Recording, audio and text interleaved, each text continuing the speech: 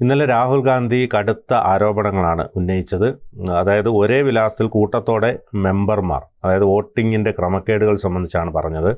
വീട്ടു നമ്പർ 0 തെരഞ്ഞെടുപ്പ് മുഴുവൻ അട്ടിമറിക്കുന്ന സ്ഥിതിയിലേക്ക് കാര്യങ്ങൾ എത്തുന്നുവെന്നാണ് പറഞ്ഞത്. അത് കഴിഞ്ഞ ലോക്സഭാ തെരഞ്ഞെടുപ്പിലും മഹാരാഷ്ട്ര, ഹരിയാന നിയമസഭാ തെരഞ്ഞെടുപ്പിലും വൻതോതിൽ കൃത്രിമം നടന്നുവെന്ന ഗുരുതര ആരോപണവുമായാണ് പ്രതിപക്ഷ നേതാവ് രാഹുൽ ഗാന്ധി രംഗത്തെത്തിയിരിക്കുന്നത്. അതായത് വ്യാജ വിലാസങ്ങളിൽ വൻതോതിൽ വോട്ടർമാർ, ഒരേ വിലാസത്തിൽ നിരവധി വോട്ടർമാർ, ഒരാൾക്ക് 3 സംസ്ഥാനത്ത് വരെ വോട്ട് എന്നിങ്ങനെയുള്ള ആരോപണങ്ങൾക്ക് ആധാരമായി വോട്ടർ പട്ടികയും വിലാസങ്ങളിലെ പൊരുത്തക്കേടുകളും നിരത്തുന്ന തെളിവുകളും രാഹുൽ ഗാന്ധി വീഡിയോ സഹിതം ഈ വാർത്താ സമ്മേളനത്തിൽ പ്രദർശിപ്പിച്ചു. അപ്പോൾ ബംഗളൂരിലെ സെൻട്രൽ ലോക്സഭാ സീറ്റിലെ മഹാദേവപുര നിയമസഭാ മണ്ഡലത്തിൽ വൻതോതിലുള്ള വോട്ട് മോഷണം നടന്നതായി രാഹുൽ ആരോപിച്ചു. ബാംഗ്ലൂർ സെൻട്രലിലെ 7 നിയമസഭാ മണ്ഡലങ്ങളിൽ മഹാദേവപുര ഒഴിച്ച് 6ഇടത്തെ വോട്ടുകളിൽ കോൺഗ്രസിന് 85,000 വോട്ടിൻ്റെ ലീഡുണ്ടായിരുന്നു. എന്നാൽ മഹാദേവപുരയിലെ മാത്രം വോട്ട് കൂട്ടിയപ്പോൾ 35,000 വോട്ടിന് BJP സ്ഥാനാർത്ഥി വിജയിച്ചു.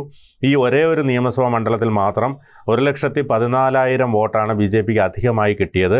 ഇത് സർവത്ര തിരിമറിയാണെന്നാണ് അദ്ദേഹം ആരോപിക്കുന്നത്. മഹാദേവപുര നിയമസഭാ മണ്ഡലത്തിലെ 6.5 ലക്ഷം വോട്ടുകളിൽ 1 ലക്ഷത്തിലധികം വോട്ടുകൾ വ്യാജമാണെന്നും രാഹുൽ ഗാന്ധി ആരോപിച്ചിരിക്കുന്നു. തീർച്ചയായിട്ടും ഒരുപാട് നാളുകളായി രാഹുൽ ഗാന്ധി തൻ്റെ മേൽ പതിഞ്ഞിട്ടുള്ള ഒരു ഇമേജ് മാറ്റിക്കളയാൻ ഒത്തിരി കാലമായി ശ്രമിച്ചുകൊണ്ടിരിക്കുകയാണ്. തൻ്റെ മേൽ പതിഞ്ഞിരിക്കുന്നവരും അദ്ദേഹം രാഷ്ട്രീയത്തിൽ ഇറങ്ങിയപ്പോൾ മുതൽ പലപ്പോഴും നമ്മൾ കാണുന്നത് പക്വമല്ലാത്ത പ്രസ്താവനകളും അതോടൊപ്പം തന്നെ തെറ്റായ കാര്യങ്ങൾ പറയുകയും ഒരുപാട് കാര്യങ്ങളിൽ അദ്ദേഹത്തിൻ്റെ പലപ്പോഴും പലരോടും മാപ്പ് പറയേണ്ട അവസ്ഥ ഉണ്ടായി. ഡിഫമേഷന് വേണ്ടി നിരവധി കേസുകൾ അദ്ദേഹത്തിൻ്റെ പേരിൽ വരുന്നുണ്ട്. അപ്പം കോടതി തന്നെ രാഹുൽ ഗാന്ധിക്ക് എതിരെ ചോദ്യങ്ങൾ ഉന്നയിക്കുകയും പറഞ്ഞ പ്രസ്താവനകൾ പിൻവലിക്കാൻ നിർബന്ധിതനാകുന്നത് മാത്രമല്ല, അദ്ദേഹം മാപ്പ് പറയേണ്ട അവസ്ഥ തന്നെ ഉണ്ടായത് നമ്മൾ കണ്ടിട്ടുണ്ട്. അതുകൊണ്ടാണ് അദ്ദേഹം ഒരുപാട് ഗിമ്മിക്കുകളിലൂടെയൊക്കെ ശ്രദ്ധയിൽപ്പെടാനുള്ള പല ശ്രമങ്ങളും നടത്തിയിട്ടുണ്ട്. പക്ഷേ ഇതിലൊന്നും ഫലപ്രദമായ വിധത്തിൽ വിജയിച്ചാൽ നമ്മൾ കണ്ടിട്ടില്ല. അദ്ദേഹം നടത്തിയ പ്രഖ്യാതമായ ഭാരതയാത്ര, അതാണ് അദ്ദേഹത്തിൻ്റെ നടത്തിയ ഏറ്റവും വലിയ സജീവവും സക്രിയവുമായ രാഷ്ട്രീയ പ്രവർത്തനമായി അദ്ദേഹത്തിൻ്റെ ആരാധകരും കോൺഗ്രസ്സുകാരും ഒക്കെ വിലയിരുത്തപ്പെടുന്നു. അതിൽ പോലും അദ്ദേഹത്തിന് ഉദ്ദേശിക്കുന്ന വിധത്തിലുള്ള ഒരു നേട്ടം ഉണ്ടാക്കാൻ കഴിഞ്ഞില്ല എന്നുള്ളത് നമ്മൾ കണ്ട കാര്യമാണ്.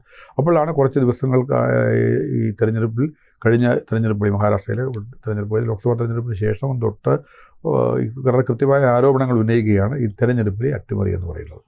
അതിൻ്റെ ഏറ്റവും ഒടുവിൽ നമ്മൾ കണ്ടതാണ്. അദ്ദേഹം അണുബോംബ് പൊട്ടിക്കാൻ പോകുന്നു എന്ന് കുറേ ദിവസങ്ങളായിട്ട് പറയുന്നുണ്ട്.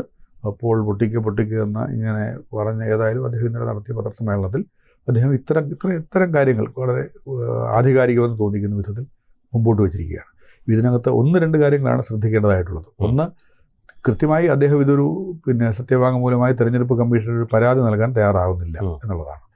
പരാതി നൽകാൻ തെരഞ്ഞെടുപ്പ് കമ്മീഷൻ വെല്ലുവിളിക്കുകയും ചെയ്യുന്നുണ്ട്. കാരണം വെല്ലുവിളിക്കുക എന്നുള്ളതല്ല, അവർക്ക് കൃത്യമായും നമ്മൾ ഉദ്ദേശിക്കുന്ന വിധത്തിലുള്ള ഒരു പരാതി ലഭിച്ചെങ്കിലും അത് മാത്രമല്ലേ ഇതിനൊരു ആധികാരികത ഉണ്ടാവും. തെളിവ് എന്ന് പറയുന്നത് അദ്ദേഹം ഇങ്ങനെ നടത്തുന്ന, അല്ലെങ്കിൽ ഒരു സദസ്സിന് മുമ്പിൽ നടത്തുന്ന, പത്രസമ്മേളനത്തിൽ നടത്തുന്ന ഇത്തരം തെളിവുകളെക്കാളുപരി നമുക്കൊരു സംവിധാനമുണ്ട് നമ്മുടെ രാജ്യത്ത്.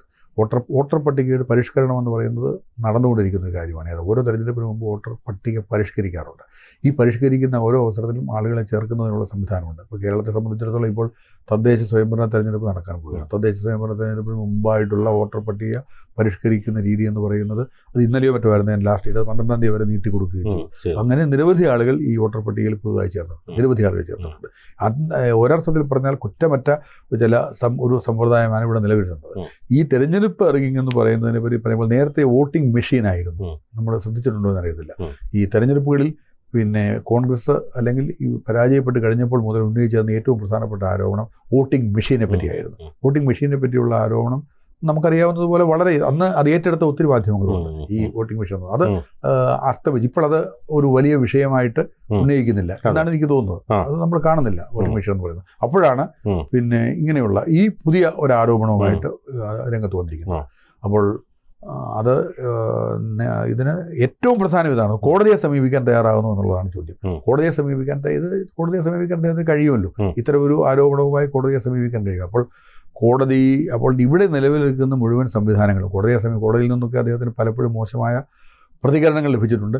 വിധികൾ വന്നിട്ടില്ലെങ്കിൽ പോലും അദ്ദേഹത്തിന് വന്നിട്ടുണ്ട്. ഇങ്ങനെയാണ്. രണ്ടാമത്തെ കാര്യമെന്ന് പറയുന്നത് ഈ അമേരിക്ക പ്രഖ്യാപിച്ച ഈ ഇറക്കുമതി ചുങ്കം കുത്തനെ വർദ്ധിപ്പിച്ചതുകൊണ്ട് ഇന്ത്യക്ക് അതുകൊണ്ട് വലിയ കുഴപ്പം ഉടൻ ഉണ്ടാകാൻ പോകുന്നു എന്നുള്ളത് തോന്നുന്നു. പക്ഷേ അതിനെ അതിജീവിക്കാൻ വേണ്ടി ഒരു പുതിയ ലോക ക്രമത്തിലാണ് രൂപം നൽകുന്നതിലും ബദ്ധശ്രദ്ധരായിരിക്കുകയാണ് ഇന്ത്യ എന്ന് പറയുന്നത്. അതിലൂടെ ലഭിച്ചിരിക്കുന്ന ഒരു ഇമേജ് ഉണ്ട്, ഈ ഇന്ത്യൻ പ്രധാനമന്ത്രിക്ക് ലഭിച്ചിരിക്കുന്ന ഒരു ഇമേജ് ഉണ്ട്.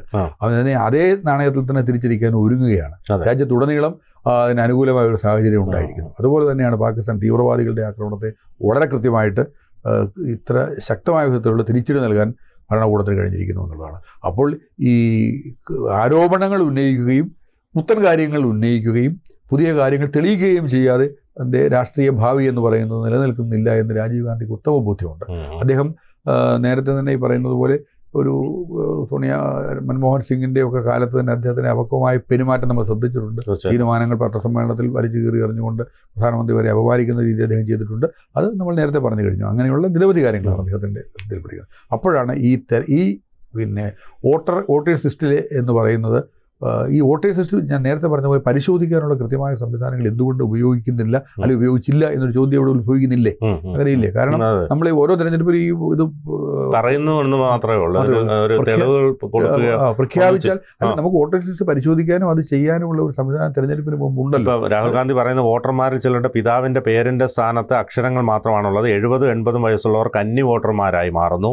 വീട്ടു നമ്പർ രേഖപ്പെടുത്തേണ്ടിയിരുന്നത് 0 ഇങ്ങനെ വോട്ടർ പട്ടിക ചൂണ്ടിക്കാട്ടിയാണ് ആരോപണം ഉന്നയിക്കുന്നത്.